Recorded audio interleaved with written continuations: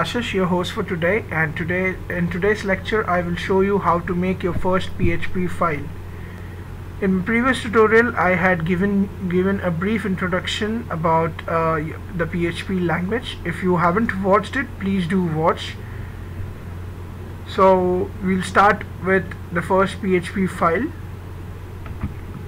For that I would require to open control panel of XAMPP. XAMPP basically is a web server which is required to host PHP applications. If you don't have XAMPP, my second tutorial is on how to first and second tutorial is how to set up PHP development environment on Mac or on Windows systems. So please do watch that. So for making a PHP file, I would have to start Apache server.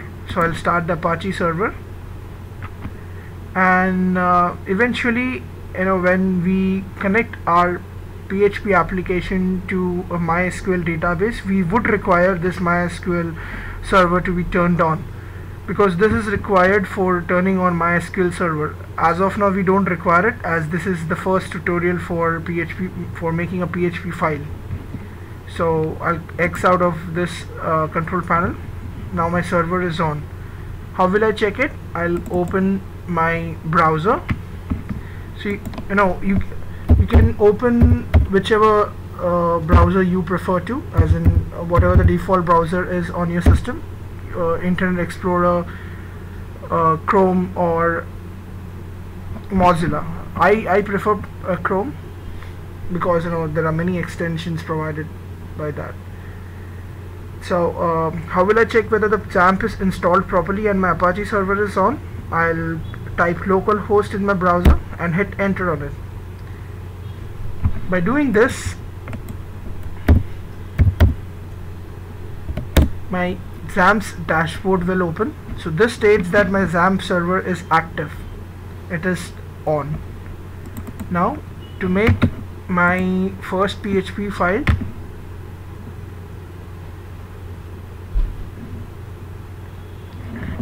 on my control panel I will see an Explorer button. I would have to click on that. Now when I click, my XAMPP's folder will open. In that I have to find htdocs. So I'll click on htdocs. Now these htdocs is basically the root directory of the server, wherein all the PHP applications are kept. So whichever even if I'm starting a new project, I will have to make that project a folder of the project name in this folder. And how will I see whether that how will I see that the contents of that project? I would have to put localhost / the project name, and my the index file of that project will come up on the browser.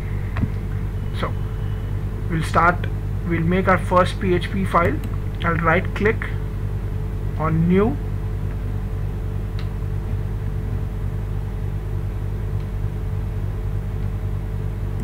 I'll make a text file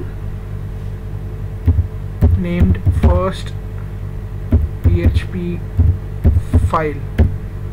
Now this we would require, as this is a document, so we would have to change the extension of this document file. You would require IDE for PHP development. I am using Notepad++. If you want the link to download Notepad++, it is in the below link. You can download it from there. And if you require help in installing Notepad++, please do leave a comment, and I will show you how to install Notepad++. So this is my first PHP text file. I would I would have to change the extension of this file. So I'll do a save as and give an extension called .php and save as type. I will select as all types. I'll save. Now see guys, the extension of this file has been changed, and now it is a .php file. Now in this way you can make your PHP files. Now for writing a PHP, basically PHP is a scripting language. For writing PHP codes, I'll show you the syntax, how to do that. So the greater than symbol, a question mark, then PHP, question mark again, and a smaller than symbol. I'm sorry. So in this way PHP scripts can be written.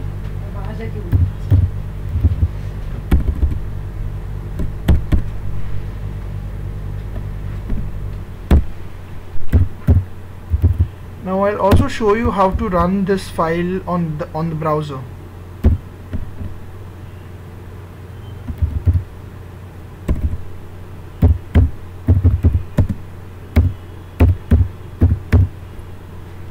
So this is my first PHP program.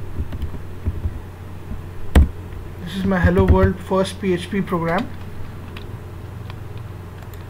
Now to see how will I run this file, as I had told you, I would require localhost / the file name or the project name.